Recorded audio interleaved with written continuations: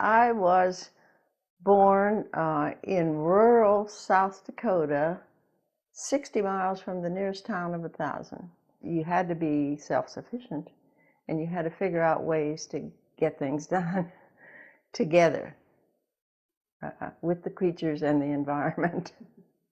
So then I said, okay, I'm going to see what the rest of the world looks like. And of course, I had to have a job. So I took the train through Portland to Los Angeles and found a job finally at UCLA doing medical research. And I met my husband there and got married and didn't go any further in my running around the world. We moved to Oregon since he had a job here doing some things in Oregon, and we ended up in Lake Oswego. So I found another person who was an activist in Lake Oswego, and she was busy working on some political arenas. We were witness to Lake Oswego City Council giving away a piece of property to a builder and doing it in private. So all of a sudden it became a good idea to go and try to get the Oregon legislature to instill something like the open meetings law, so that every local government had to have at least an open meeting and a publishing of what their agenda was. And so I was busy going down the street lobbying for land use, and finally my dear husband said, well, you're down in Salem all the time anyway, why don't you just run? I had meetings every Saturday morning. I would have them some Saturdays in Lake Oswego, and then I would have them in Oregon City and Milwaukie other Saturdays. The Lake Oswego people who were wealthy had to listen to what was going on and what the problems people were having in Oregon City. And then I could tell them what I was going to do for the working people and for the other folks, and they were there listening. I would go door to door, and here's this young woman coming in their door talking, my God, she's a political person. And they couldn't understand why I'm there. They were rude and crude the first time I came knocking on the door because we had different opinions about things. Well, the second year I came, and third year, they were overjoyed because they were having, they appreciated my attention. So you have to be willing to do outreach to people who initially have some perspective that they have to get over in terms of you and who you might be and why you're there. I got to the Oregon legislature. I am not a lawyer.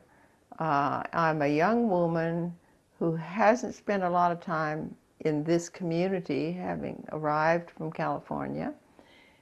And I'm there in the Oregon legislature, and I'm on the Judiciary Committee with David Frohnmeyer and Lundquist, yes.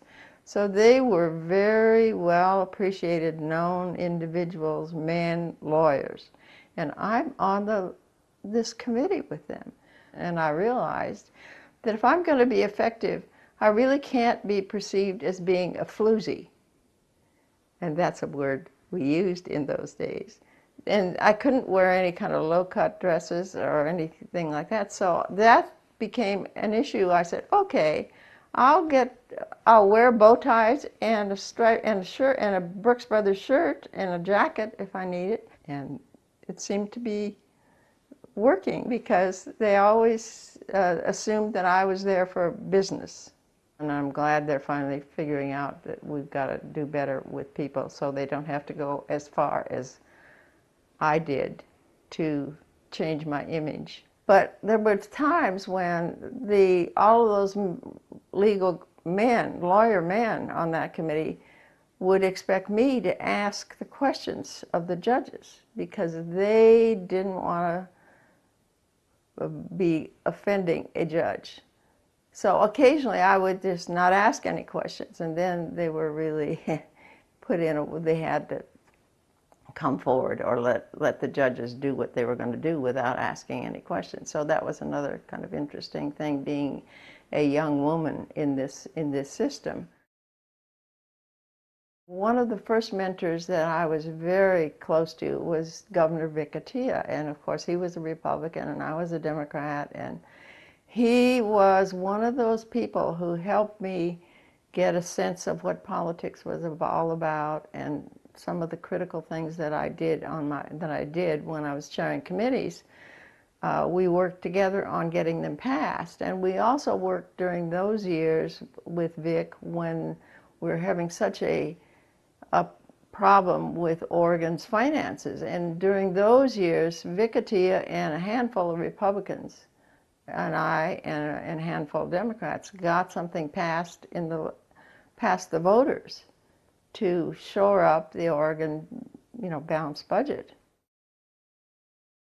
I had a house seat, with my desk on the house floor, and of course, in those days, the only communication you had was there's a telephone booth in the back of the hall there. So that was the only communication you had with outside. And Kitzhaber was on my left and Bradbury on the right.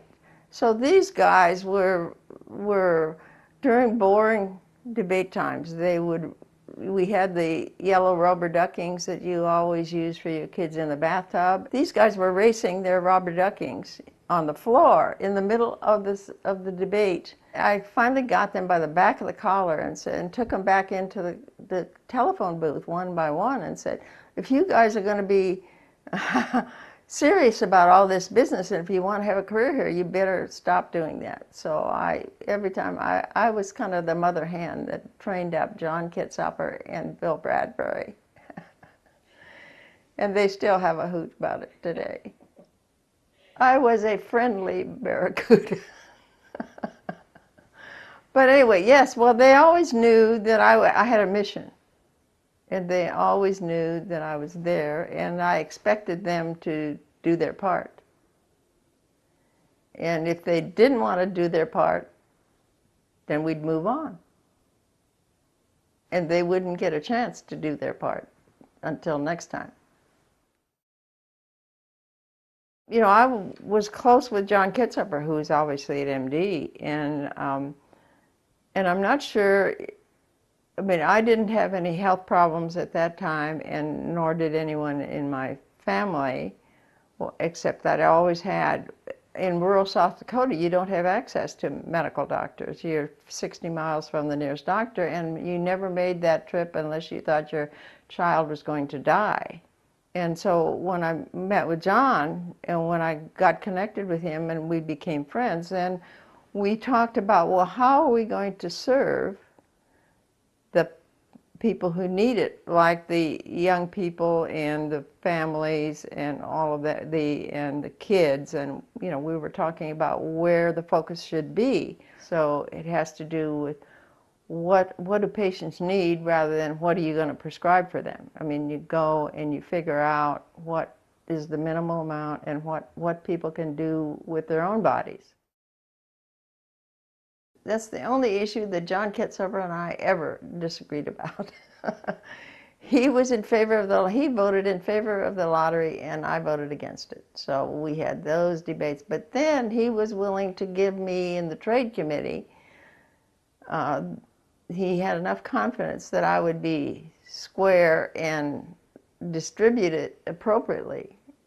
So we worked together on making sure it went to education and it didn't go off into other things that were taken care of. So there are always some ways of managing something you didn't like and trying to get it to be good for everybody.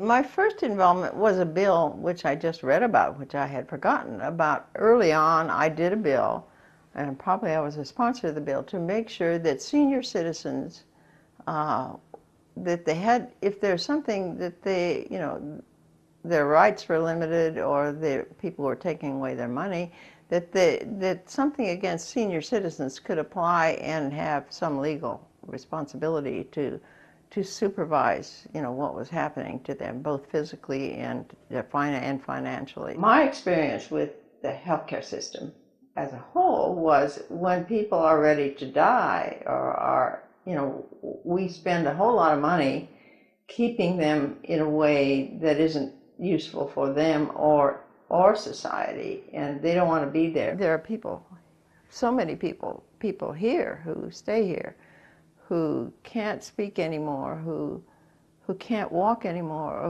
who can't even relate to where they are anymore. You know, and if I get to, you know, I want to be gone before I get to that stage. Well, the death with dignity bill was one that you had to be within the end of life, and you had to have 2 physicians who would sign up, and then of course you could administer the medication by yourself. You had to be able to do that.